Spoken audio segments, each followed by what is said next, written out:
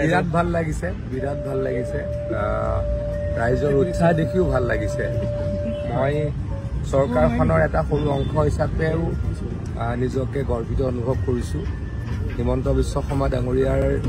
বিচক্ষণতাৰ কাৰণে এইখিনি কাম হৈছে বুলি মই ভাবো মাত্ৰ 9 মাহত এই ফ্লাইঅভাৰখন হ'ল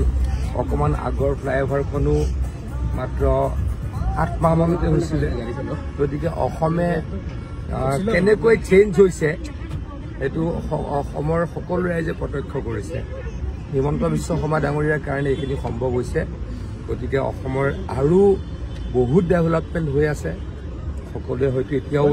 গোটেইখিনি দেখা নাই আৰু অলপ দিনৰ পাছত অসমখন ফলে ফুলে জাতিষ্কাৰ হৈ উঠিব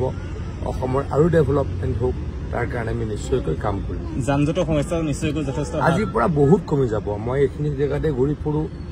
মই যেতিয়া জাগিৰোডলৈ যাওঁ প্ৰত্যেক দিনা মোক আধা ঘণ্টা এক্সট্ৰা লাগে অহা যোৱা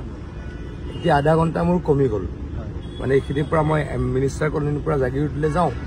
সপ্তাহত 3 দিন যাওঁ বা 2 দিন যাওঁ 15 মিনিট আহোঁতে 15 মিনিট এক্সট্ৰা লাগে এতিয়া সেইখিনি নালাগে মানুহ এই অভাৰব্ৰিজ কেইখনৰ পৰা মানুহ বহুত উপকৃত হ'ব ধন্যবাদ জনাইছোঁ